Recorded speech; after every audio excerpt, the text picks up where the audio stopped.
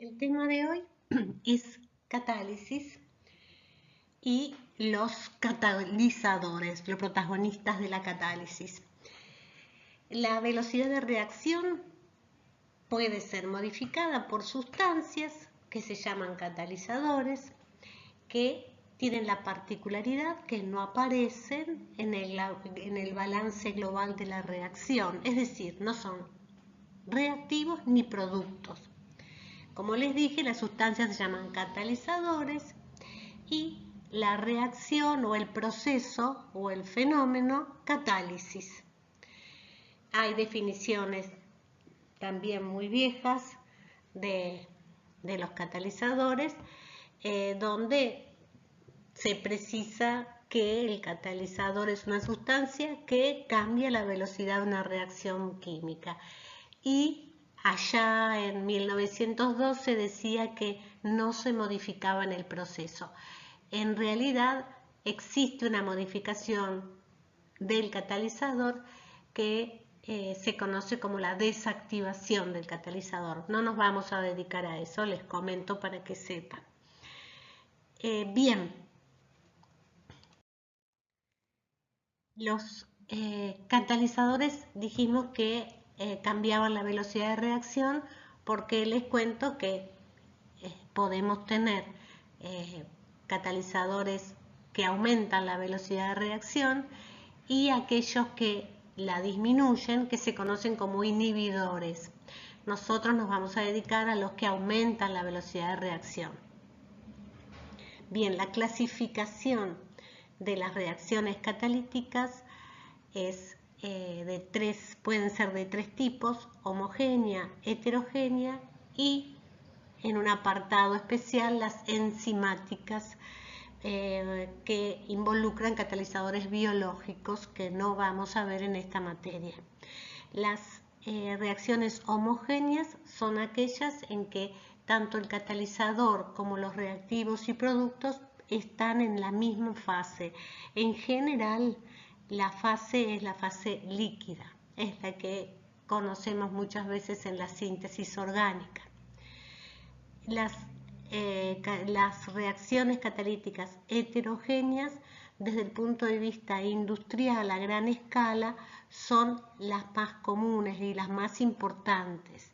Entonces, la reacción tiene lugar en sistemas heterogéneos porque son sistemas donde coexisten más de una fase, y la reacción se produce en la interfase. Normalmente el catalizador es sólido y los reactivos o productos están en la fase fluida. Entonces, la reacción va a ocurrir entre la interfase del sólido catalizador y de la fase reactiva, que está como gas o como líquido. Les dije entonces que también las enzimas son reacciones catalíticas.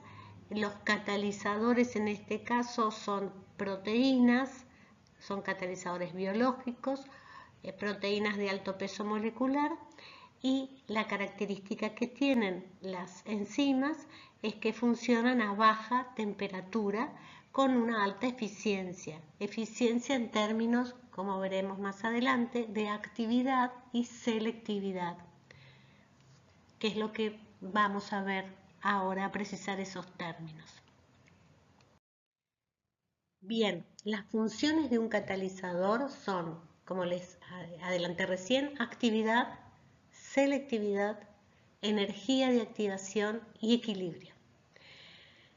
Por actividad se refiere a cómo es el aumento de la velocidad de reacción por unidad de masa de catalizador. O sea, un catalizador es más activo cuanto mayor sea el aumento que produce la velocidad de reacción por unidad de masa de catalizador. Este aumento que se produce en la velocidad de reacción por unidad de masa de catalizador hace que se reduzca el tiempo de operación en el caso de reactores discontinuos, o el tamaño de los reactores en la operación continua, o bien Otra consecuencia puede ser, y quizás es la más importante, es el ahorro energético que está vinculado con la presencia de un proceso catalítico. Y esto es debido a que la reacción se va a producir a menor temperatura. ¿Sí? No es necesario aumentar tanto la temperatura, por lo que vamos a ver en el término de energía de activación. En cuanto a otra característica muy importante, es la selectividad. O sea, tenemos la actividad, la selectividad. La selectividad es cuando el hecho de que un catalizador puede mejorar la selectividad de una reacción en desmedro de otra reacción que también ocurre. O sea, en general en los sistemas, en los procesos industriales tenemos reacciones múltiples y lo que hace un catalizador es mejorar la reacción, aumentar la velocidad de reacción del producto deseado frente al no deseado. Y entonces esto implica un cambio en la selectividad de la reacción, del proceso. Y esto implica, por lo tanto, que se reduce el consumo de reactivo por unidad de producto fabricado, lo cual es una gran ventaja. Además, les cuento que muchas veces el objetivo de usar un catalizador es en el caso de reacciones múltiples para mejorar la selectividad. Otra función del catalizador inherente al proceso catalítico es que la catálisis se explica a partir de la generación por parte del catalizador de un camino alternativo para la reacción con menor energía de activación. O sea, este nuevo mecanismo implica que la reacción va a pasar por un intermediario que va a tener menor energía de activación que el de la reacción no catalizada. Hemos graficado acá la energía en función de la coordenada de la reacción y en rojo está el camino de la reacción para el caso de ausencia de catalizador y en negro la reacción catalizada. Entonces vemos que se parte de una misma energía, los reactivos tienen una misma energía potencial cuando parten, y los productos también, o sea que el delta H de la reacción, que es esa diferencia, la energía de los productos menos la de los reactivos, el delta H no cambia. Lo que cambia es el camino, o sea, la energía de activación, la energía que es necesaria para que se produzca ese intermediario. Y vemos acá que se grafica lo que sucede en la práctica, que la energía de activación de ese intermediario es mucho menor cuando la reacción está catalizada. Respecto del equilibrio, bueno, un poco lo dijimos en la transparencia anterior. Los catalizadores solo pueden acelerar reacciones termodinámicamente factibles, es decir, aquellas que tienen un delta G negativo. El catalizador no cambia el estado de equilibrio de un sistema reaccionante, por eso dijimos que el delta H era el mismo. Si un catalizador acelera la reacción directa, el mismo catalizador deberá acelerar la reacción inversa. Esto es una consecuencia de que no modifica el equilibrio. La constante de equilibrio no se modifica por efecto del catalizador. Esto hay que tenerlo muy presente. Vamos a destacar acá la importancia que tiene la catálisis en la industria química. Uno puede verificar que más del 60% de los productos químicos se sintetizan mediante procesos químicos basados en la catálisis. La reacción catalítica, como dijimos previamente, se produce en la interfase de los sistemas polifásicos. Nos vamos a dedicar, como este título lo muestra a la catálisis heterogénea, o sea, la catálisis que está representada por sólidos como catalizadores. O sea, de ahora en más vamos a hablar exclusivamente de catálisis heterogénea, o sea, catalizadas por sólidos, y los reactivos van a estar en la fase fluida. Entonces, la reacción se va a producir en la interfase entre el sólido catalizador y la fase fluida, y los reactivos o productos que están en los reactivos que están en la fase fluida.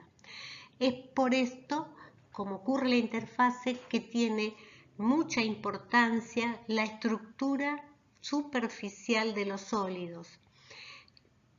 Vamos entonces, en principio, a repasar algo que ya han visto, que es el mecanismo de una reacción catalítica. Acá describo y les recuerdo fundamentalmente, es un repaso, ustedes ya habrán visto mecanismos de reacciones catalíticas, las cuales ocurre en varias etapas elementales. Acá ejemplifiqué con la oxidación de monóxido de carbono, donde el catalizador que se usa es platino, y entonces lo que se postula es que el monóxido de carbono se va a absorber con D en la superficie del catalizador platino para dar el intermediario absorbido, CO platino. Por otra parte, el oxígeno también se absorbe químicamente sobre dos sitios platino, esto es lo que se postula, para darme dos sitios del catalizador ocupados por oxígeno. Luego, ambos sitios de platino que están ocupados por CO y por oxígeno van a reaccionar para darme CO2, y este CO2 permanece absorbido más un sitio activo libre, que es donde estaba el oxígeno. Luego el CO2 absorbido se desorbe y tenemos el producto de la reacción CO2, y se regenera el catalizador en su estado original. Esto es el estado ideal de una reacción catalítica. Partimos del platino y obtenemos al final el platino sin haber cambiado durante la reacción. Como les dije antes, en la realidad con el tiempo va a ir perdiendo sitios activos el catalizador. Entonces, de acá surge que simplemente es recordarles que en el proceso, en el mecanismo de una reacción catalítica, está involucrado sí o sí un proceso de absorción química. Por lo menos una de las absorciones debe ser química, porque es lo que justifica este descenso en la energía de activación, o sea, la formación de un intermediario tan estable que su energía de formación es baja, y procesos de desorción. Y tenemos, por lo tanto, que describir una reacción catalítica a través de una expresión cinética tipo mecanística, como por ejemplo la de Langmuir-Hinshelwood, donde tenemos etapas de absorción, reacción y desorción. Entonces, en consecuencia, a partir de este mecanismo surge que el número de moléculas de reactivo que se van a convertir en producto en un intervalo de tiempo dado está directamente relacionado con el número de centros activos disponibles en la superficie del catalizador. El centro activo estaría representado por el platino en el caso anterior. ¿Sí? Es el sitio donde se produce la absorción con D. Entonces, el número, la cantidad de estos sitios activos me va a determinar la cantidad de reactivo que se convierte. Entonces, de lo que se trata en catálisis heterogénea, en los catalizadores sólidos, se trata de maximizar el número de estos centros activos en el catalizador de manera tal que sea mayor la producción del producto deseado, o sea que sea mayor la cantidad de reactivo que me va a reaccionar. Bien, para maximizar hay varias alternativas que en realidad se tienen que cumplir todas preferiblemente. En principio tengo que tener una gran superficie del catalizador. Eso atañe entonces a la estructura del catalizador y el elemento responsable de la catálisis, en el ejemplo anterior, el platino, tiene que estar formando cristalitos muy pequeños y cubriendo esa superficie del catalizador, porque la reacción ocurre en la interfase, o sea, en la superficie. Lo que se necesita es tener una buena dispersión de esos sitios activos en la superficie del catalizador, de manera tal que tenga mayor cantidad de nanocristales de ese platino expuestos al reactivo. Entonces, básicamente, o haciéndolo bastante simplificado, necesitamos dos cosas: una gran superficie expuesta y una buena dispersión de esa fase activa. Caso, el ejemplo del platino, o sea, de una buena dispersión de esos sitios activos. En general se define la superficie del catalizador en metros cuadrados por gramo de catalizador y se conoce como superficie específica. Uno, para tener una gran superficie específica en el catalizador, en el sólido, lo que tiene que tratar de tener una gran cantidad de poros. De esta manera, la superficie de contacto con el reactivo no solo es la determinada por la geometría del catalizador, supónganse que sean esferitas, no es simplemente pi radio al cuadrado, porque sería muy pequeña. La superficie que va a interactuar con el reactivo es fundamentalmente interna, y eso se logra haciendo un catalizador poroso. Entonces ya agregué otra característica.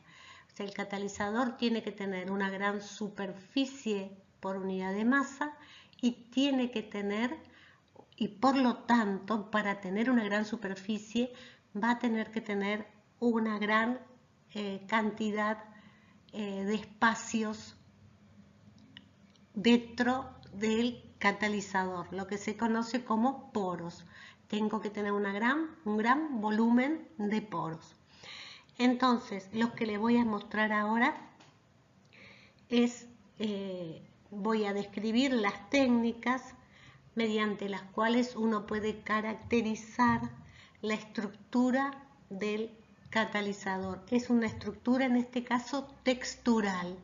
¿Sí? Se refiere a la superficie específica y al volumen de poros.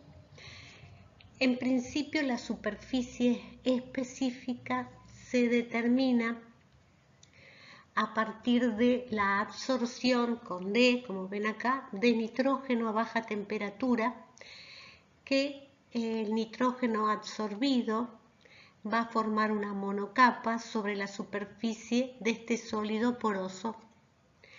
Esta absorción es física, no hay preferencias por ningún sitio en la superficie, sino que se absorbe indistintamente sobre toda la superficie y hay una relación determinada por Brunauer, Emmet y Teller entre el volumen de la monocapa, el tamaño de la molécula de nitrógeno que se absorbe y la presión que se necesita para formar esta monocapa de nitrógeno absorbida. Esto se hace a muy baja temperatura, de manera tal que se trabaja con nitrógeno líquido. Este experimento se realiza en un equipo que se conoce como sortómetro y se mide la cantidad de nitrógeno absorbido a 77 Kelvin.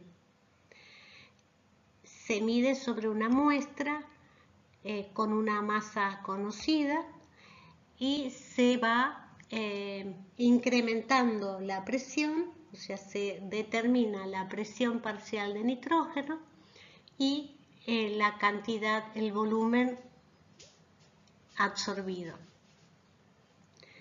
Esto me permite calcular la superficie a partir del volumen de la monocapa. Entonces hay una fórmula obtenida conocida como BET, las iniciales de los autores, que me permite obtener la superficie específica, superficie por unidad de masa, a partir del volumen de la monocapa.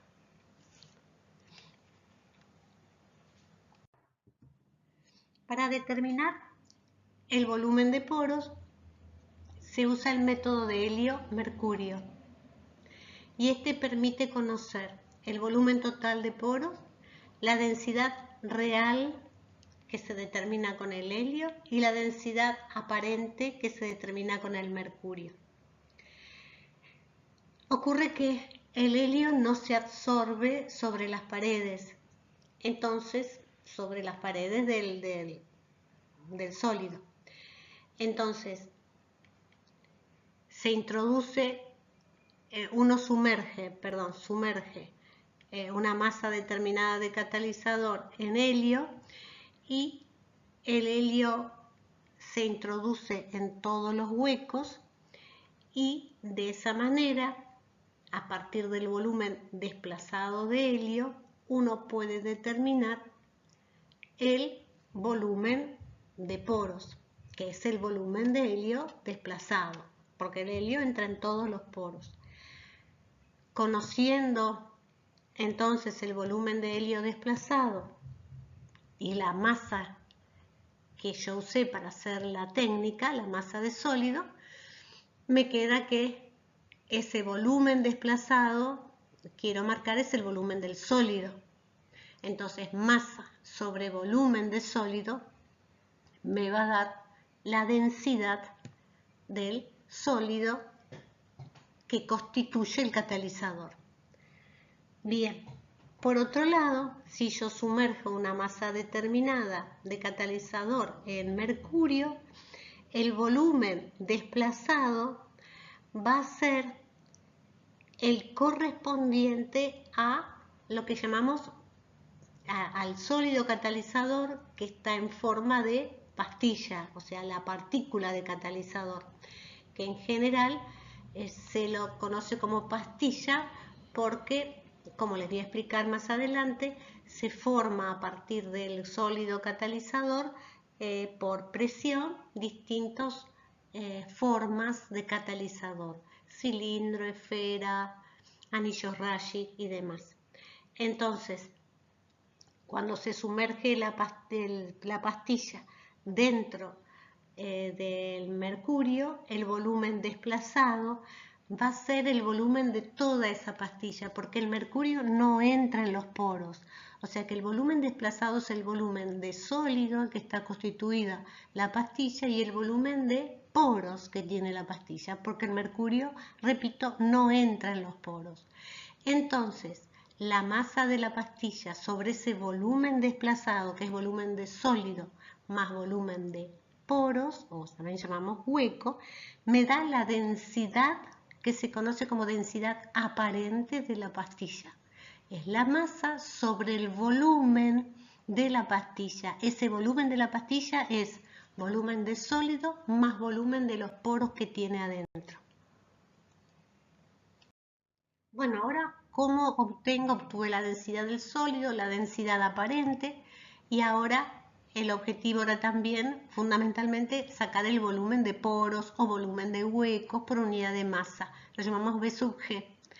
Ese volumen va a estar dado por la diferencia entre el volumen del mercurio, el volumen mercurio me refiero al volumen desplazado de mercurio, menos el volumen desplazado de helio sobre la masa del sólido. ¿Por qué? Porque con el volumen desplazado de mercurio yo tengo como dato el volumen de sólido más el volumen de huecos. Si le resto el volumen desplazado de helio, le estoy restando el volumen de sólido y me queda solo el volumen de huecos o de poro. Ese es V sub G. La porosidad, también llamada epsilon, también es un dato útil para el catalizador, que es la relación entre el volumen de poros y el volumen total de la pastilla. Volumen de poros o volumen de espacios vacíos y el volumen total de la pastilla. Y acá, bueno, presento distintas formas de calcular o de vincular la porosidad con las medidas que hicimos texturales de la pastilla.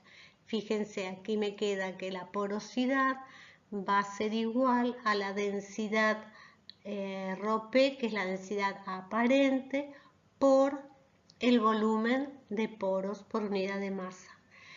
También me queda como una relación muy usada entre ambas densidades. La densidad aparente, ρP, es igual a la densidad del sólido por 1 menos la porosidad, porque 1 menos la porosidad sería la fracción de sólidos sobre el volumen total de la pastilla, el volumen de sólidos sobre el volumen total de la pastilla. Eso es 1 menos la porosidad.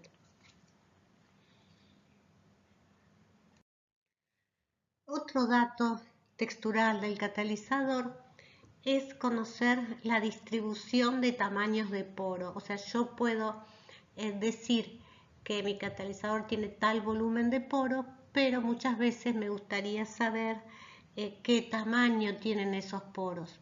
Y si hay muchos tamaños, si hay diversos tamaños de poro, también sería útil conocerlo. Abajo recuadré los distintos tamaños de poro y cómo se los denomina. Macroporo es cuando el diámetro de poros es mayor que 200 Armstrong. Microporo es cuando el diámetro de poros es del orden de 100 Armstrong o menor. Y el de mesoporos estaría entre 100 y 200 Armstrong. O sea, los macroporos mayores que 200 Armstrong y los microporos menores que 100 Armstrong. Y intermedios son los mesoporos. Bien, les cuento que se forma esta distribución de tamaño de poro en el catalizador porque cuando uno prepara el sólido catalizador, les dije que uno tiene que comprimir el sólido para obtener distintas formas y obtener tamaños más grandes, porque uno lo que obtiene cuando lo prepara es un sólido en forma de polvo. Con el polvo no se puede trabajar con en un reactor industrial, sí en el laboratorio, pero no en un reactor industrial. Entonces lo que se hace es, a partir del polvo que tiene, porque uno lo preparó, una determinada porosidad en el orden de los microporos. Y luego lo que intento hacer es, y por lo tanto va a tener una superficie específica. Luego lo que uno hace, lo que se hace en la industria es peletizar, o sea, tratar de, por presión, formar partículas más grandes. Cuando forma esas partículas más grandes, con distintas formas, esferas, anillos rayicos, cilindros, del orden de los milímetros, cuando se forma estas partículas más grandes, se forman los macroporos y los mesoporos. Entonces, por esta razón es que se tiene una distribución de tamaños de poros que puede ir de los micro a los macroporos. Y mediante esta técnica que les voy a contar ahora, se puede determinar cuál es esta distribución. Uno determina cuál es el volumen de macro y de microporos en función del radio. Entonces, el método de intrusión con mercurio es para determinar el volumen de poros más grandes. Esto es porque este método se basa en que el mercurio tiene alta tensión superficial y no moja, como vimos antes, la superficie del sólido. Esto significa que la presión necesaria para forzar al mercurio dentro de los poros va a depender del radio de los poros. Concretamente, es inversamente proporcional al radio. Entonces, si uno determina el volumen de la presión necesaria para intrudar el mercurio dentro de los poros, uno puede determinar el radio de los poros. Por otro lado, hay otro método que se usa para poros más pequeños del orden de los microporos. Y este método lo que se basa en absorber nitrógeno y tratar de representar toda la isoterma de absorción, no como BET, que solamente se quedaba en la monocapa. No, aumento la presión de nitrógeno de manera tal de absorber en multicapa el nitrógeno, que el nitrógeno entre dentro de los poros, y luego lo que se hace de manera tal que al entrar se puede condensar dentro de los poros, y luego lo que se hace es bajar la presión lentamente de nitrógeno para permitir la desorción del nitrógeno. Entonces se lleva a cabo una isoterma de desorción muy lentamente, de manera que esté siempre en equilibrio el sistema. Se va bajando la presión de a pequeños saltos muy pequeños, diferenciales, y se mide el nitrógeno desorbido, que en general se va evaporando porque ha condensado en los poros. Y basándonos en que la tensión de vapor de un líquido que se evapora en un capilar depende del radio del mismo, uno puede obtener entonces la relación entre el volumen de poro, entre el volumen de nitrógeno desorbido y el radio de poro.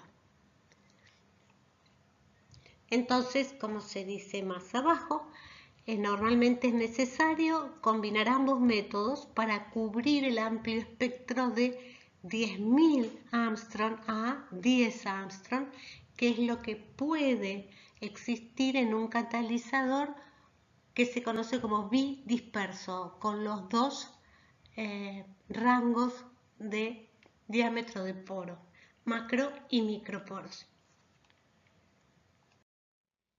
En general, si el catalizador es monodisperso, basta con el método de nitrógeno, de absorción con nitrógeno, dado que en ese caso los poros son del orden de los micro y mesoporos y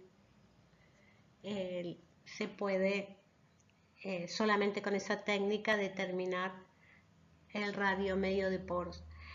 Igualmente existe una forma muy simplificada de estimar el radio medio de poros para un sistema monodisperso a partir de los datos de superficie específica y volumen de poros. Para por ahí entender eso tenemos que ver, les tengo que aclarar que la superficie específica de un catalizador es fundamentalmente la que viene de los poros. El aporte de la superficie externa del catalizador es totalmente despreciable. Fíjense que valores normales de superficie específica son de 100 y 200 metros cuadrados por gramo. Y desde ya está mucho mayor que la superficie de una esfera, de una bolita de 5 milímetros. Así que antes de ver esto, para entenderlo de dónde surge, aclaramos que esa superficie específica es fundamentalmente otorgada por los poros, es la superficie interna del catalizador. Entonces acá lo que se postula es que la masa de la partícula por la superficie específica me va a dar el área de los poros.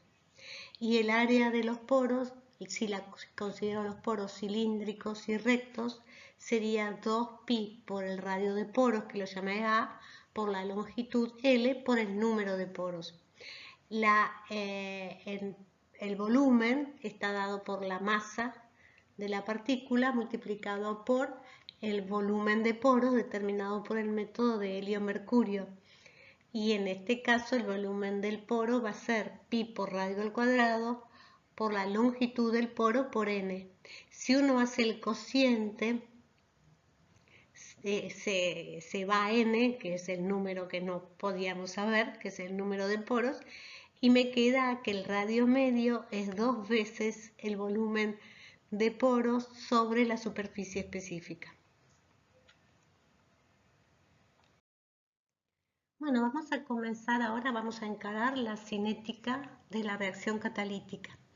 Como se trata de un sistema heterogéneo, o sea, coexisten más de una fase, la reacción, además, como les dije, ocurre en la interfase sólido-fluido. Los reactivos tienen que superar una serie de etapas de transferencia de masa para llegar a la superficie del catalizador, donde se absorberán. Entonces, las etapas son las siguientes: el transporte de reactivos desde el seno del fluido a la interfase constituida por la superficie externa de las pastillas de catalizador. Segundo es el transporte de reactivos desde la superficie externa al interior de las pastillas del catalizador a través de los poros, ¿sí? Y en esa superficie de los poros van a estar los centros activos. Si la mayor densidad de centros activos o de sitios activos está en la superficie de los poros, es decir, en la superficie interna, como les dije antes. La tercera etapa ya serían las etapas de reacción, que, como en toda reacción catalítica, involucra la absorción de uno o todos o ambos reactivos sobre los sitios activos, la reacción química entre las especies absorbidas. ¿Se acuerdan que les dije que por lo menos tiene que haber una especie, un reactivo químicamente absorbido, porque es lo único que puede justificar el proceso catalítico, es decir, que la energía de activación usando un catalizador es menor que sin catalizador. Y la reacción entre las especies absorbidas, como dije. Quinto, la desorción de los productos. Sexto, el camino de transporte inverso, o sea, el transporte de los productos desde el interior de la pastilla a través de los poros hasta la superficie externa. Y séptimo y último, el transporte de los productos desde la superficie externa de la pastilla al seno de la fase fluida. Condiciones de estado estacionario, las velocidades de cada una de estas etapas son idénticas. Y por lo tanto, uno puede encontrar una ecuación global de la velocidad, igualando todas las velocidades en función de las concentraciones y la temperatura en el fluido global. Pero la realidad es que no todas las etapas están en serie. Las etapas 3, 4 y 5, que son estrictamente las de reacción química, no van a estar en serie con las demás, sino que están en serie paralelo con las etapas de difusión dentro de los poros. Entonces, para el análisis de este sistema, primero vamos a tener que ver esas dos etapas, las de reacción que involucran las tres mecanismos que están, las tres etapas del mecanismo de absorción, más la de difusión. Pero hay unas simplificaciones. Primero, si la reacción es irreversible, las etapas 6 y 7 no se tienen en cuenta. Nuevamente, como también les dije en sólido reactivo, porque la expresión de la velocidad de reacción o la velocidad de reacción no depende de la concentración del producto, o sea que no voy a tener en cuenta para reacción irreversible las etapas de transferencia del producto. Por otro lado, las etapas 2 y 6, como les dije recién, no pueden ser estudiadas aisladamente, sino junto con las de reacción química. La etapa 6 no se va a tener en cuenta porque vamos a tratar reacciones irreversibles, entonces vamos a tener que tratar a la vez la etapa de difusión 2 con la etapa de reacción, que son 3, 4 y 5. Pero vamos a usar una expresión de velocidad de reacción no mecanística, o sea, tipo ley de la potencia. Por lo tanto, me va a quedar la etapa de difusión en los poros para analizar junto con la etapa de reacción tomada globalmente. O sea, se dice que ambas etapas, difusión y reacción, están en serie paralelo, ya que los centros activos están distribuidos a lo largo de todos los poros. Entonces, la molécula a medida que difunde va a ir reaccionando. No son globalmente, mirada la pastilla globalmente, no es un mecanismo estrictamente en serie, ¿sí? Porque mientras unas moléculas difunden, otras reaccionan. Por lo tanto, como no es un mecanismo en serie si uno se para en una molécula y ahí sí es un proceso en serie. Pero si uno analiza la pastilla globalmente, que es el análisis que vamos a hacer un balance en la pastilla, entonces analizando la pastilla globalmente, la etapa de difusión y reacción se tienen que analizar juntas porque se dice que son en serie paralelo. Ahora sí, estas dos etapas sí van a estar en serie con la etapa 1, que es de transferencia en película externa. Bueno, acá enfatizamos lo que dije recién, que las etapas de difusión a través de los poros y la de reacción son etapas en serie paralelo. Vamos a estudiarlas juntas. Entonces, vamos a encontrar una expresión que me describa tanto el proceso de reacción como de difusión dentro de la pastilla. Y luego vamos a considerar la etapa de transferencia en película externa en serie con esta expresión global que vamos a obtener de las etapas de difusión y reacción.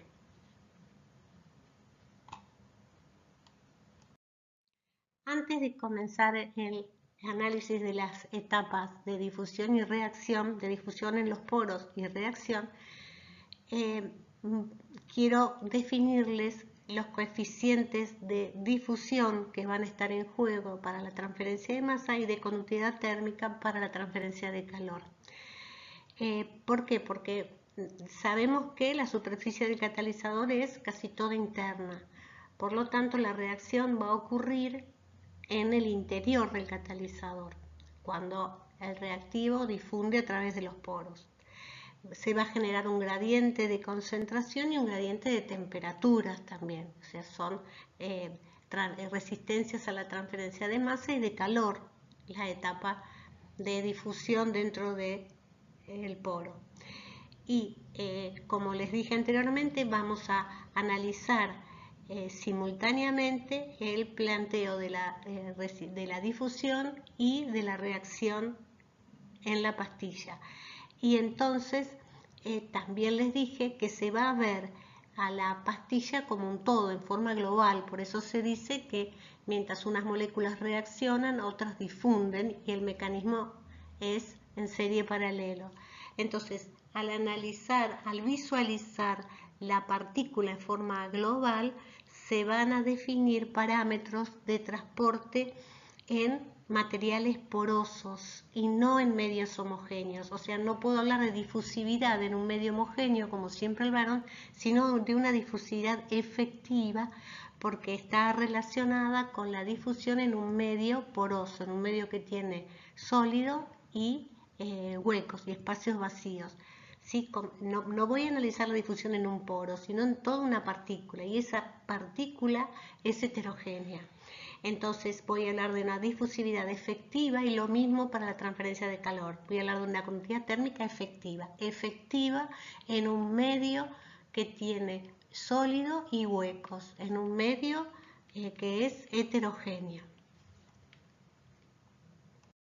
En principio, ya por ser un sólido poroso, voy a tener 3 mecanismos de transporte de materia en el interior de estos sólidos porosos. El de difusión molecular, que es el que conocemos hasta ahora en medios homogéneos, que es debido al choque de las moléculas entre sí. O sea, y es válida la ley de Fick y tiene un coeficiente de difusión molecular o volumétrico, la coeficiente de difusión de A en B para el caso de un sistema binario. Pero además hay otro mecanismo de difusión que es por choque de las moléculas con la pared del poro. El camino libre medio de las moléculas suele ser mayor o del orden del tamaño del poro, porque los poros, se acuerdan, que eran muy pequeños. Entonces es probable el choque de las moléculas con la pared del poro y que se constituya en un mecanismo de difusión. Y entonces surge la difusión Knuxen con el coeficiente D sub K, el coeficiente de difusión Knuxen. Tercer mecanismo es el difusión superficial. O sea, las moléculas, una vez absorbidas con D sobre la superficie del poro, van a difundir, pero absorbidas, van a trasladarse absorbidas. Este coeficiente de difusión es D sub S, la difusión superficial. En general es difícil de evaluar, pero por suerte tiene menor peso para que los otros dos mecanismos para el caso de sistemas que trabajan con gases. O sea, si la fase fluida es gaseosa, entonces la difusión superficial es de menor orden que la difusión Knuxen y la difusión molecular. Mejor dicho, el peso es de menor orden.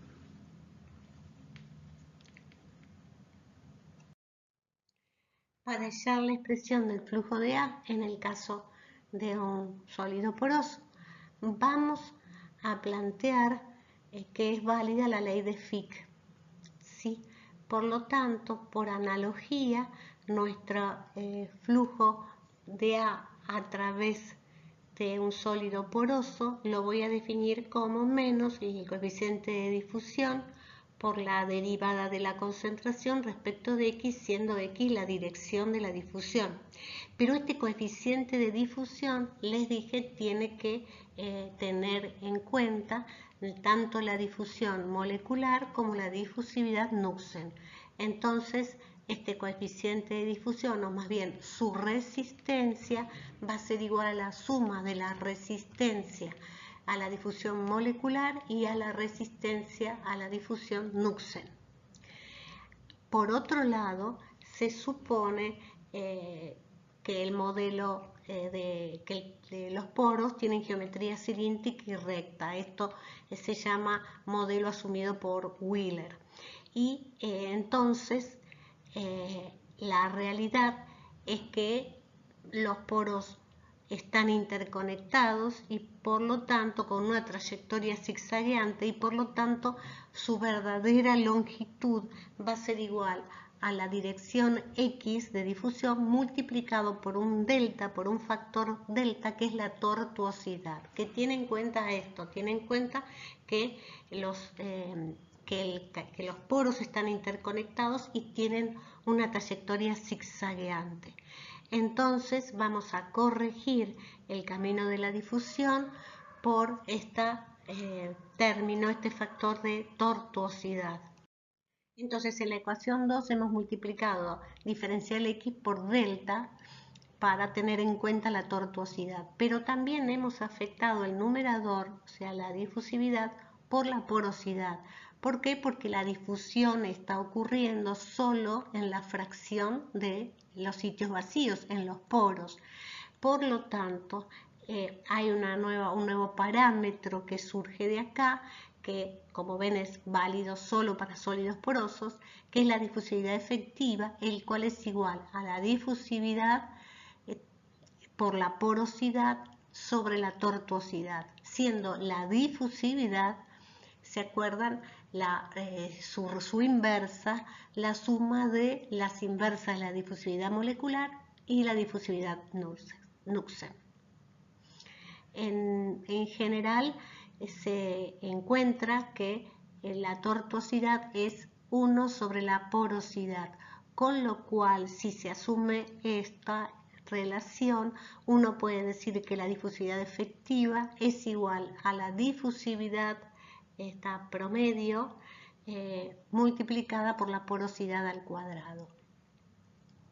Por otro lado, la conductividad térmica efectiva, o sea, también, como les dije, es una conductividad relacionada con sólidos porosos. En esta conductividad efectiva es baja en catalizadores porosos y por lo tanto las partículas de catalizador, las pastillas de catalizador pueden tener gradientes de temperatura. Estas conductividad térmica efectiva son bajas porque fundamentalmente el sólido tiene espacios vacíos y esto hace que la conductividad baje respecto al sólido. Si la porosidad disminuye, la conductividad térmica efectiva aumenta, ¿sí? Porque va a haber más relación de sólido a sitios vacíos.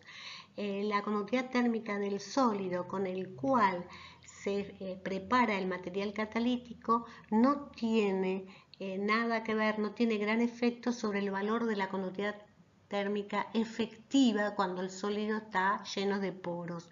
Acá les comparo, la conductividad de la plata es 200 veces la conductividad de la lúpina, que es un óxido de aluminio.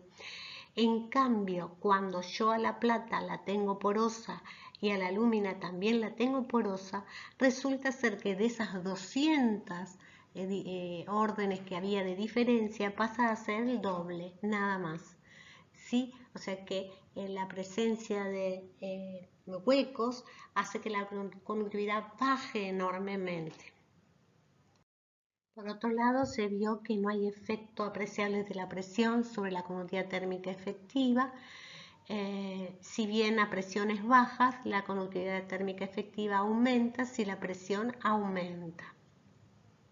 no hay efecto apreciable de la temperatura sobre la conductividad térmica efectiva y el rango de las conductividades térmicas efectivas es del orden de 0,1 a 0,4 BTU hora pie cuadrado Fahrenheit. Vamos entonces a comenzar con las etapas de transferencia de masa en los poros y reacción química en la pastilla. Como dijimos, existe una resistencia a la transferencia de masa y de calor dentro de la pastilla que genera perfiles de concentración y temperatura. Como la reacción química es función de la concentración y la temperatura, la velocidad de reacción dentro de la pastilla será distinta a la que existe en la superficie externa de la pastilla. Entonces, se define un factor de efectividad eta, que es igual a la velocidad promedio de la pastilla sobre la velocidad evaluada en la superficie externa. Evaluada en la superficie externa implica que va a ser evaluada la concentración C sub S, vamos a llamar la de la superficie externa, y T sub S, la temperatura en la superficie externa, ¿sí? Después de atravesar la primera etapa, que es la de resistencia en película. Esa va a ser la concentración en la superficie y la temperatura en la superficie externa. Definido así el factor de efectividad, en el caso de que la pastilla sea isotérmica, o sea que solo tengamos en cuenta el efecto de la transferencia de masa, pueden verificar que ese factor de efectividad tiene como máximo valor 1, ¿sí? Porque el máximo valor sería cuando toda la pastilla tenga la concentración de la superficie externa. Sí, o sea que toda la pastilla esté a la concentración C sub S. En ese caso la velocidad promedio de la pastilla es la misma y es en todo el volumen de la pastilla y va a ser igual a la de la superficie externa. O sea que el máximo valor del factor de efectividad en condiciones isotérmicas es 1. Vamos a seguir con el caso isotérmico y vamos a resolver este factor de efectividad, lo que implica primero resolver esa velocidad promedio en la pastilla, es decir, conocer el perfil de concentraciones en la pastilla. Entonces, para eso partimos de suponer una reacción A que da B con una cinética sencilla, sea de primer orden, irreversible. Entonces, vamos a encontrar esta expresión para las concentraciones en función de una longitud característica de la pastilla. Si es esférica, como lo suponemos en este gráfico, sería en función del radio. Bien, entonces vamos a tomar una pastilla esférica y vamos a hacer un balance de masa para el reactivo A en un diferencial de volumen que tiene un radio, un diferencial radio, mejor dicho, un delta, que es diferencial RA, ¿sí? Diferencial RA chiquita como pusimos ahí. El radio de la pastilla es RA, R grande mayúscula. La concentración en la superficie externa va a ser igual a CA sub S y la concentración en el seno de la fase fluida es CAG o CAC, como está escrito acá.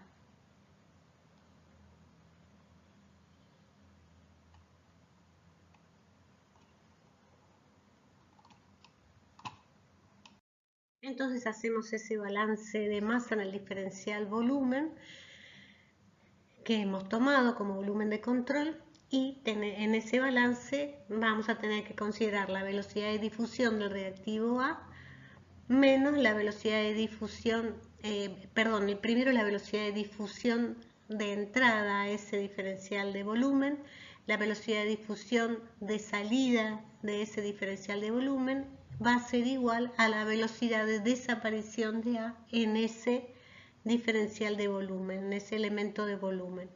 Entonces, es válida, como dijimos, la ley de Fick para la difusividad efectiva, y entonces escribimos en forma matemática 4pi x cuadrado por la difusividad efectiva por la derivada de c respecto de x. Acá x es la coordenada radial, en x más delta x, que es lo que entra, el elemento de volumen, entra en x más delta x.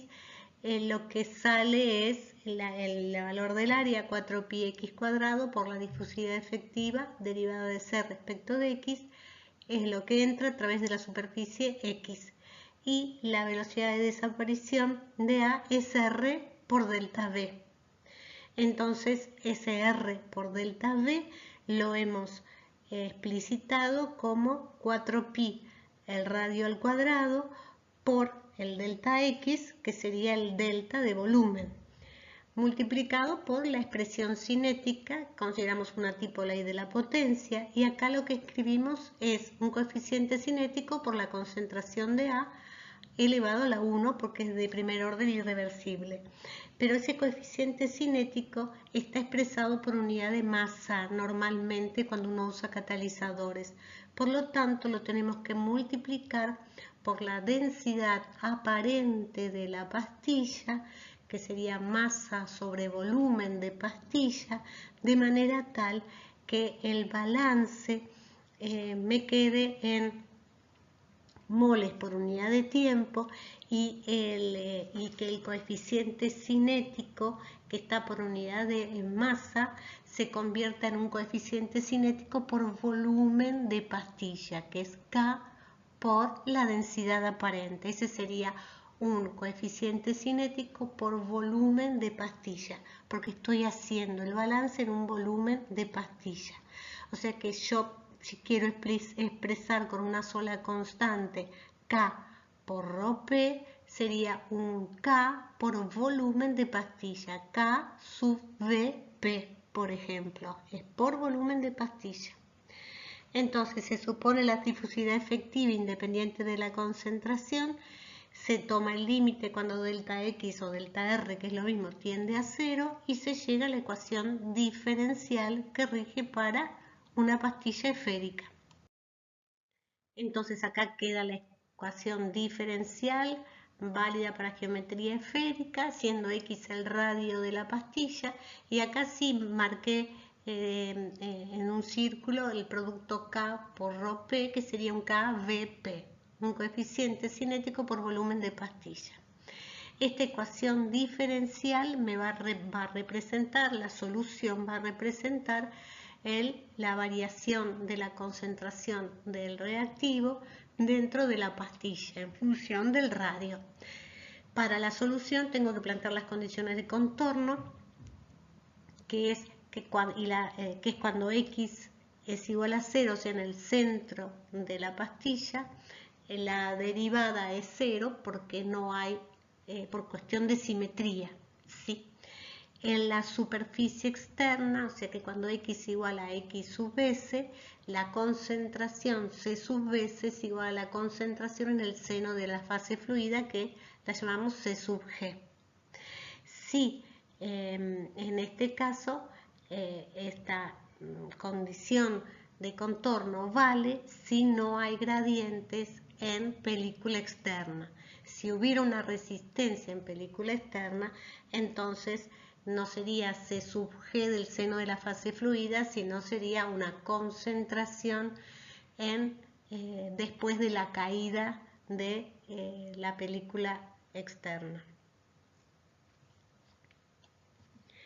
La solución es entonces la ecuación 2, que me va a dar el perfil de concentración a lo largo del radio, y en esta ecuación aparece phi sub s, que es un adimensional que se conoce como módulo de Thiele.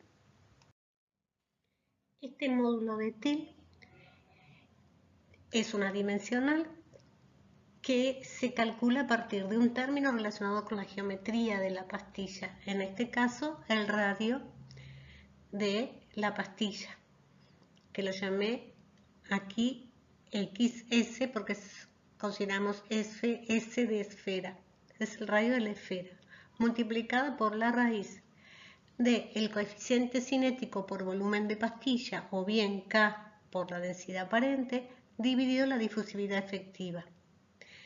Bien, sabiendo que el factor de efectividad es la velocidad promedio sobre la velocidad evaluada en la superficie externa, yo voy ahora, al conocer el perfil de concentraciones, puedo evaluar esta velocidad promedio como la integral de 1 sobre el volumen de la pastilla, como 1 sobre el volumen de la pastilla por la integral de desde x0 a xs sobre todo el radio de la pastilla de la velocidad de reacción por diferencial volumen de pastilla, dividido el coeficiente, la velocidad de reacción en la superficie externa, que es el coeficiente cinético, multiplicada por C sub Bc. Recordemos que es isotérmica.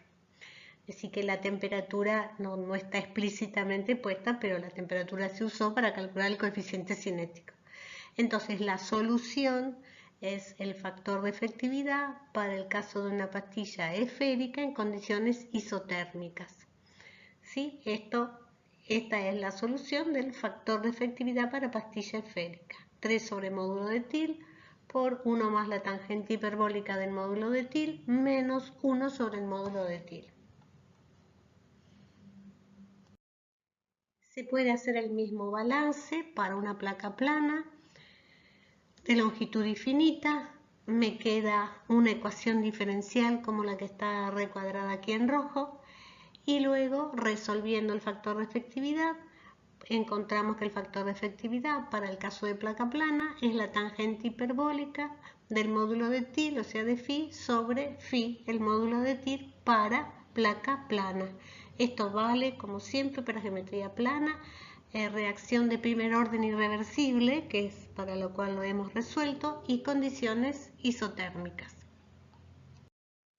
En este caso, en la placa plana, el módulo de TIL es el mismo que antes. Lo único que acá la longitud característica es el espesor L de la placa plana, que tenía longitud infinita. O sea, L, el espesor de la placa plana. Por eso este módulo de TIL no es sub S, no es para esfera, es para placa plana. Para geometría cilíndrica, son cilindros de longitud infinita.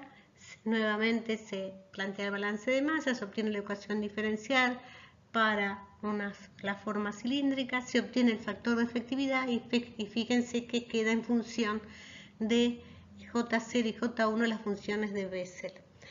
El módulo de TIL para geometría cilíndrica es igual que el anterior, lo único que cambia es el factor relacionado con la geometría, que aquí es el radio del cilindro.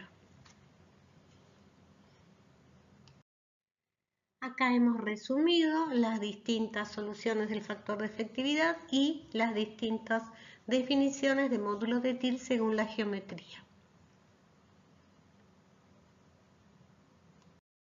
Analizando la forma de los factores de efectividad, podemos ver que para las distintas geometrías, que son las ecuaciones 4, 6 y 8, que hemos resumido en la transparencia anterior, se puede demostrar que cuando el módulo de TIL tiende a infinito, cualquiera sea la geometría, el factor de efectividad tiende a un valor asintótico, a una recta asintótica, que en el caso de esferas es 3 sobre el módulo de TIL, en el caso de placa plana es 1 sobre el módulo de TIL y en el caso de cilindro es 2 sobre el módulo de TIL.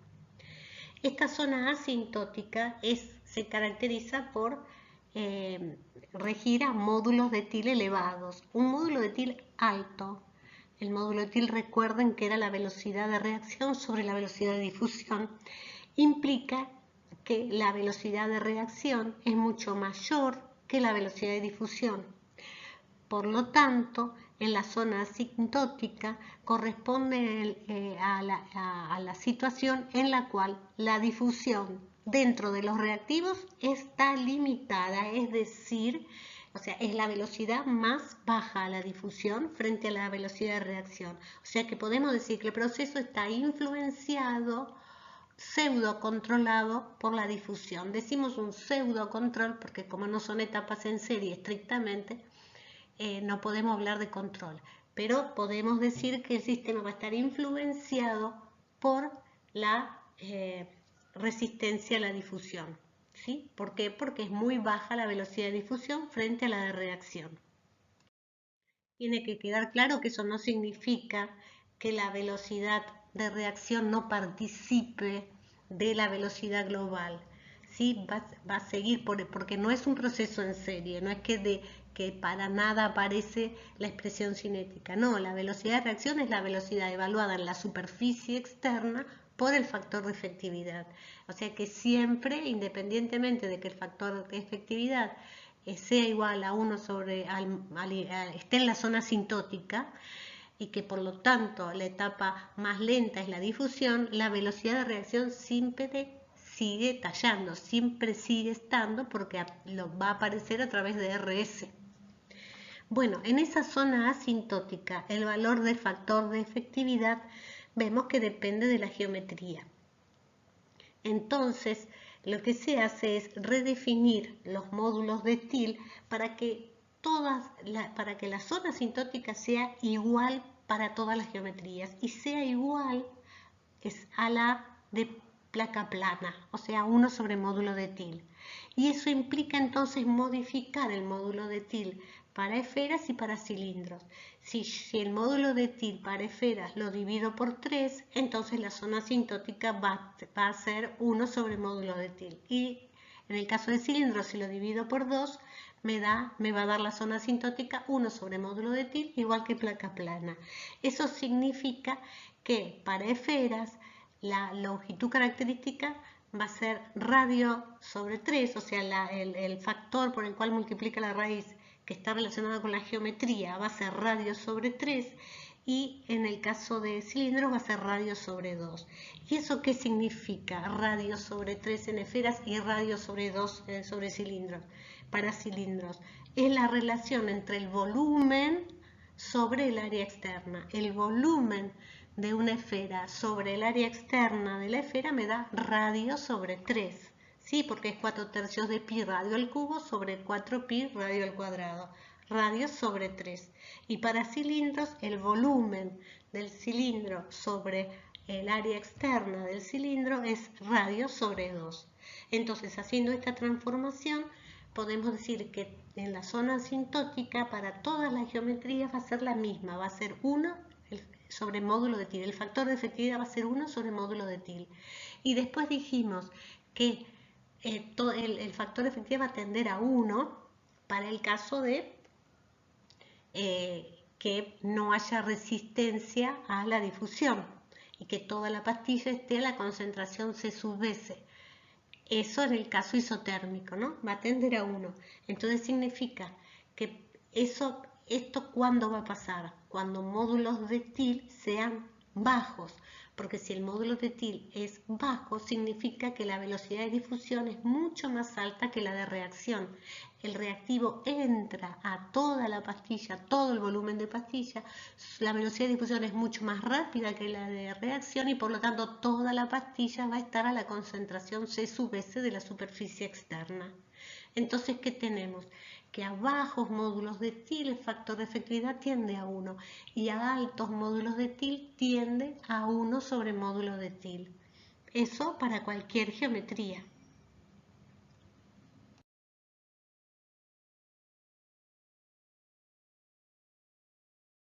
Acá vemos representada lo que les dije recién. Para cualquier geometría se está cumpliendo que el factor de efectividad en función de módulo de TIL va a tender a 1 para módulos de TIL bajos y para módulos de TIL altos tiende a 1 sobre módulos de TIL. Fíjense que aquí es el error según las distintas geometrías se determinó y es muy bajo y fundamentalmente hay más error en la zona del medio de módulos de TIL que están entre el mínimo y el máximo, o sea, los altos y los bajos, que ahora lo vamos a precisar cuáles son.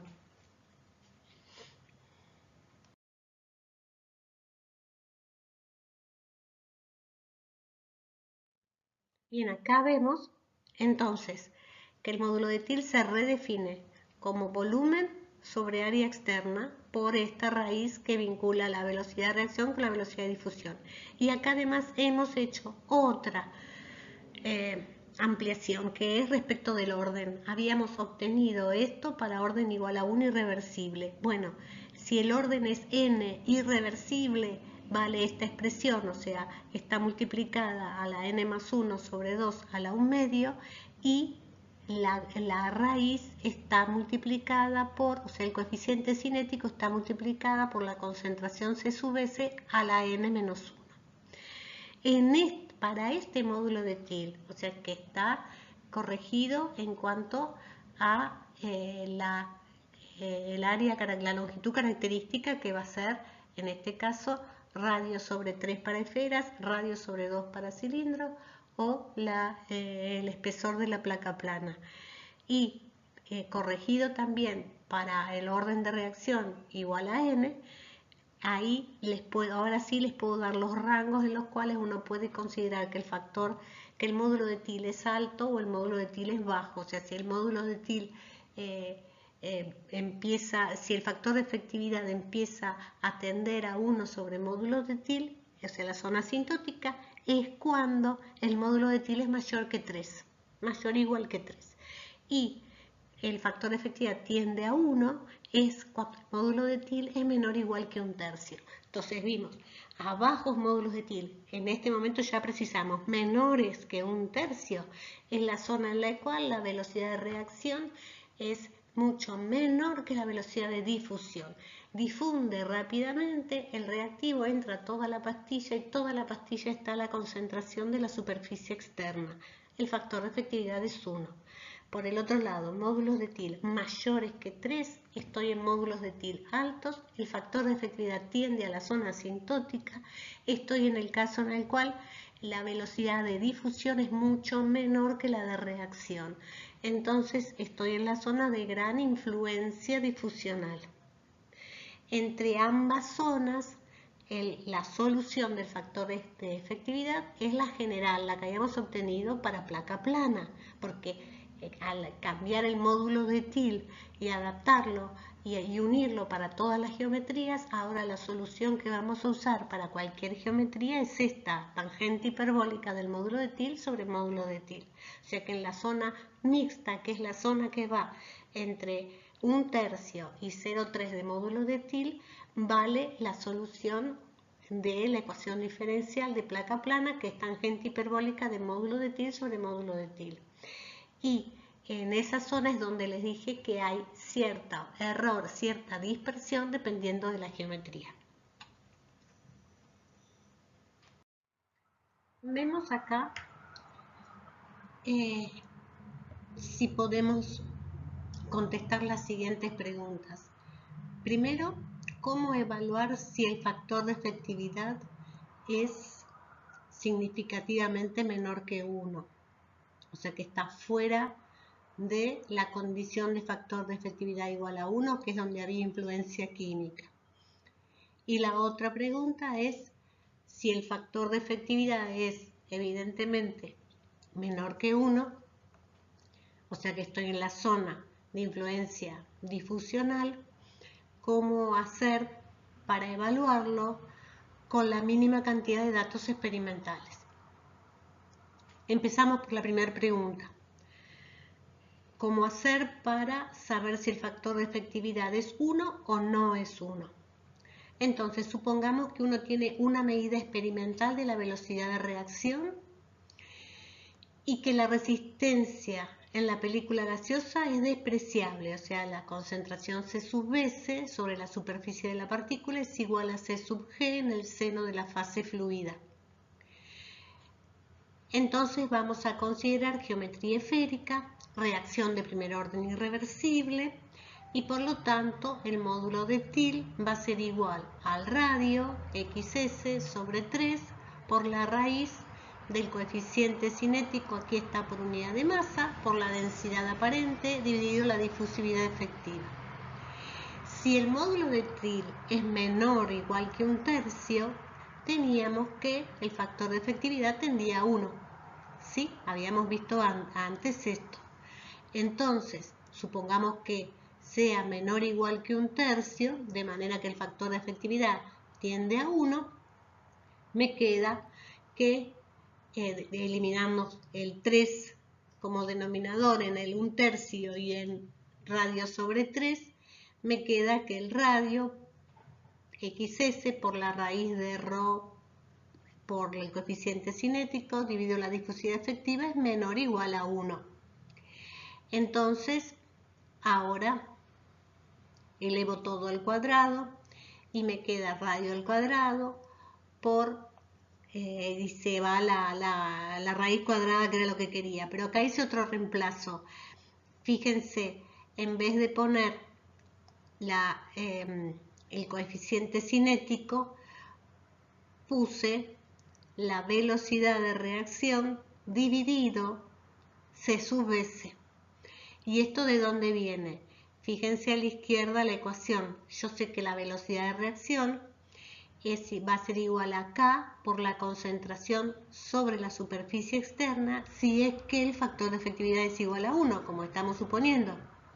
Entonces, si realmente es igual a 1, entonces la velocidad de reacción va a ser el coeficiente cinético K por la concentración C sub S. Entonces reemplazo coeficiente cinético por R sobre C sub S. Esta es una forma, además, de obtener, verificar si el factor de efectividad es 1 o no es 1 con datos experimentales. Experimentalmente es difícil, uno no puede conocer el coeficiente cinético, salvo que haga un estudio cinético, pero sí puede tener una medida experimental de la velocidad de reacción. Entonces, si el radio al cuadrado por la velocidad por la densidad aparente sobre C sub S y por D efectivo es menor o igual que 1, entonces podemos decir que el factor de efectividad es igual a 1. Y esto se puede extender para cualquier geometría y cualquier orden. O sea que lo que hemos hallado es una correlación que me permite confirmar si una reacción, el factor de efectividad de un determinado proceso es igual a 1 o no es igual a 1.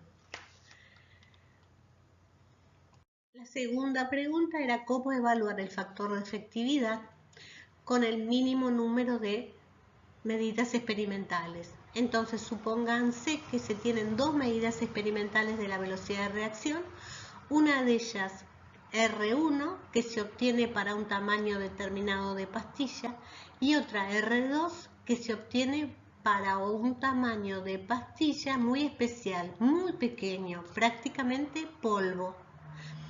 En estas condiciones, si el factor de efectividad es 1 para pastillas de tamaño del orden de los micrones, o sea, polvo.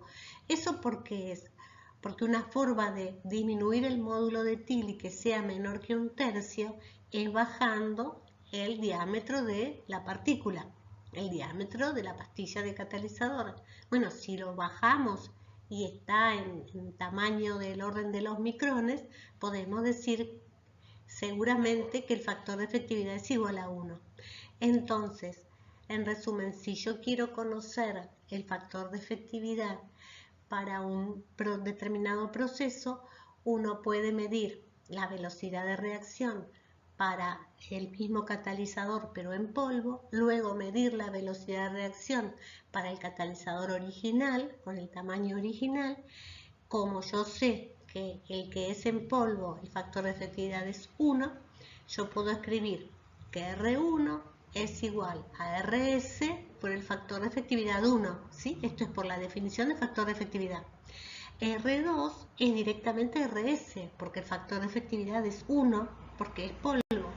Entonces el cociente entre R1 y R2 me permite obtener el factor de efectividad de la pastilla original. Puede suceder que cuando uno tenga una reacción catalítica y quiera determinar los parámetros cinéticos, si trabaja en condiciones de resistencia difusional interna dentro de los poros, va a tener distorsión en esta medida, en la medida del orden de reacción, en la medida de la energía de activación, que son los parámetros cinéticos. Vamos a demostrarlo aquí. Supongamos que, bueno, es una pastilla esférica de orden, la reacción es de orden n. Entonces por eso escribimos la expresión generalizada del módulo de TIL, generalizada respecto de la geometría y respecto del orden, porque depende de C sub L a la concentración C sub S a la n menos 1. Bien, si el factor de efectividad es 1 sobre módulo de TIL, es decir, estoy en la zona asintótica porque estoy trabajando en condiciones de alta resistencia difusional, entonces el factor de efectividad es la inversa del módulo de TIL y queda expresado de esta manera. Si la velocidad de reacción, como sabemos, es el factor de efectividad por la velocidad evaluada en la superficie externa, escribo más abajo la ecuación que está recuadrada, donde digo, si el orden es n igual a 1, entonces me queda que la velocidad de reacción es, por factor de efectividad, pongo el factor de efectividad que hallé, que escribí más arriba para el caso de la recta asintótica. Entonces es el área sobre el volumen por C sub C por la raíz cuadrada de K por D efectivo sobre ρP. Fíjense que el orden es n igual a 1 y por eso me aparece C sub S a la 1, porque la reacción sería RS sería igual al coeficiente cinético por C sub S, que es lo que aparece acá. Ese C sub S es de la velocidad de reacción. Y fíjense que me quedó un coeficiente cinético en el numerador de la raíz. ¿Por qué? Porque la velocidad de reacción RS es K, coeficiente cinético, por C sub S. Bien, entonces la expresión ya desglosada en el sentido de que el coeficiente cinético lo pusimos en función de Arrhenius, queda como está en el segundo miembro de la igualdad. Entonces lo que se ve cuando la reacción es de orden n igual a 1 y estoy en control difusional, la velocidad de reacción va a ser lineal con la concentración, eso no cambió. Y respecto de la energía de activación, me está apareciendo E sobre 2, ¿no? Cuando en una reacción química, puramente química, sin resistencia difusional, la dependencia es a la exponencial de E sobre RT, no E sobre 2 RT. Acá tenemos el primer problema. Ahora entonces vamos al caso de orden igual a 2. Bueno, fíjense cuando el orden es 2, o sea, cuando digo que la velocidad de reacción R evaluada en la superficie RS va a ser igual al coeficiente cinético por la concentración C sub S al cuadrado. Y además, en el módulo de TIL también me aparece el término del orden de reacción como n más 1 sobre 2 y la concentración C sub S a la n menos 1 sobre 2. Bien, entonces reemplazando para orden igual a 2, fíjense que me queda una expresión donde la velocidad de reacción depende de la concentración C sub S a la 3 medios y nuevamente la dependencia con la temperatura es E sobre 2R. Entonces la conclusión es que cuando tengo efectos difusionales, estoy en la zona asintótica, en realidad el orden de reacción que ve mi sistema se va a ver distorsionado porque en orden n va a pasar a ser n más 1 sobre 2 y la dependencia con la temperatura se va a suavizar, va a ser energía de activación dividido 2. Fíjense más abajo lo que daría si el factor de efectividad hubiese sido 1. Si el factor de efectividad hubiese sido 1, la velocidad es igual a la velocidad en condiciones de superficie porque el factor de efectividad es 1. Reemplazo por la expresión cinética tipo ley de la potencia de la velocidad y sigue valiendo, evidentemente, sé que cuando el control es, o la etapa que tiene mayor influencia es la química, lo que yo registro es la dependencia con la concentración y con la temperatura equivalente a una reacción química sin ninguna distorsión. Mido la energía de activación y mido el orden de reacción que exactamente es. Acá les quiero mostrar cómo es esa dependencia con la temperatura. Fíjense, grafico el logaritmo del coeficiente cinético respecto de 1 sobre T. Y voy a tener en la zona de temperaturas más bajas, que sería 1 sobre T más altos, la pendiente correspondiente a una energía de activación química, o sea, la pendiente va a ser igual a la energía de activación, proporcional a la energía de activación porque sería E sobre R. Pero cuando empiezo a subir la temperatura, o sea, 1 sobre T baja, voy a pasar a un régimen limitado por la difusión. Y ahí entonces la energía de activación que ve mi sistema es la mitad, E sobre 2. Sí, o sea, está mucho más suavizado, que es lo que vimos recién. Lo importante acá no solo es cómo cambia la dependencia con la temperatura, con los distintos regímenes cinético y difusional, sino también quiero que vean por qué graficamos que a bajas temperaturas es más probable que tenga régimen cinético, o sea que la influencia sea química, o sea que estoy en la zona en que la difusión es alta. ¿Por qué lo planteo a bajas temperaturas? Esto es porque la velocidad de reacción depende exponencialmente de la temperatura y entonces solo a muy bajas temperaturas puede ser esta la etapa más lenta, que es la que se requiere para que el régimen sea cinético, que la velocidad de reacción sea la etapa más lenta. Eso lo puedo llegar a obtener si me paro en un rango de temperaturas de operación a las temperaturas más bajas. En cambio, a las temperaturas más altas, lo que va a suceder es que la velocidad de reacción va a aumentar mucho más rápido que la de difusión. Entonces, es más probable que al aumentar la temperatura pase a un régimen controlado por la difusión, donde la etapa más lenta es la difusión. Hasta ahora hablamos de sistemas isotérmicos. Vamos ahora a analizar este factor de efectividad, a hallar un factor de efectividad para sistemas no isotérmicos. Eso implica que tengo que plantear el balance de masa y el balance de energía en la pastilla de catalizador, que en el ejemplo que doy es esférica. Entonces, en la ecuación diferencial del balance de masa ya la obtuvimos, que es la ecuación 1. La del balance de energía es la ecuación 2, que sale por analogía. Y en este caso tengo que resolver dos ecuaciones diferenciales de segundo orden, con lo cual necesito las condiciones de contorno y condiciones iniciales. Lo que sé es que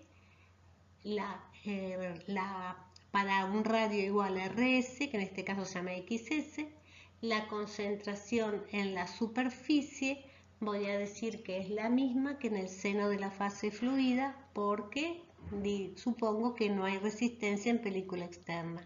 Lo mismo, T sub S es igual a T sub G porque no hay resistencia en película externa. Esto es una situación experimental muy probable porque se disminuye la resistencia en película externa, o sea, es insignificante aumentando la velocidad del gas, aumentando el Reynolds. Y luego tenemos que en el centro, x igual a 0, las derivadas son 0 por simetría. No hay solución analítica para este sistema de ecuaciones diferenciales no lineales acopladas a través del término de la velocidad. La solución es numérica. Le voy a dar enseguida los gráficos que representan esta solución numérica. Pero sí podemos vincular ambas ecuaciones diferenciales a través del término de velocidad de reacción y encontrar de esta manera una ecuación que me vincule el delta T en la pastilla con el delta de concentración en la pastilla a través de parámetros que puedo conocer del sistema a través de los datos termodinámicos y difusionales y de transferencia de masa de mi sistema. Y en particular, si la concentración es 0, uno puede obtener el máximo delta T, ¿sí? Que está evaluado cuando la concentración dentro de la pastilla es 0. La solución numérica del factor de efectividad no isotérmico se expresa en función de 3 parámetros adimensionales. Uno es el módulo de TIL, que ya lo conocemos, donde aclaro que el coeficiente cinético por unidad de masa está acá expresado acá por el ρP o por la ρ, que es la densidad de la pastilla. Está evaluado la temperatura T sub S de la superficie externa de la pastilla. El otro parámetro es el número de Arrhenius, gamma, que es igual a energía de activación sobre R, constante de los gases, sobre T sub S, la temperatura en la superficie externa de la pastilla. Y el último parámetro es el beta, parámetro de calor de reacción, que es igual al cociente entre menos delta H de reacción por D efectivo sobre conductividad térmica efectiva multiplicada por la relación de C sub S a T sub S.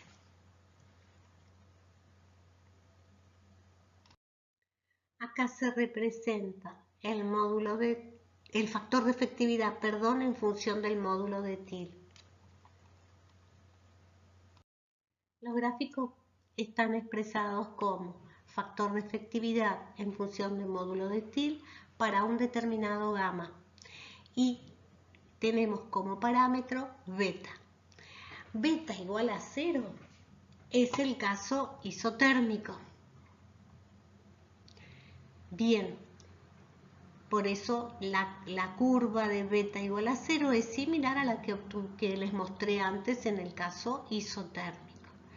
Betas mayores que 0 son reacciones exotérmicas y beta menores que 0 son las reacciones endotérmicas. Fíjense la particularidad que se da aquí, que el factor de efectividad puede tomar valores mayores que 1 para el caso exotérmico. Esto es debido a que cuando la reacción es exotérmica, el calor de reacción hace que la temperatura dentro de la pastilla sea mayor que la que está afuera, en la superficie externa. Eso sucede en determinados módulos de TIL, porque ven que módulos de TIL bajos, a pesar de que los beta sean positivos, me pueden dar factor de efectividad menor que 1. O sea que según el valor de módulo de TIL, yo puedo tener en reacciones exotérmicas factores de efectividad mayor que 1.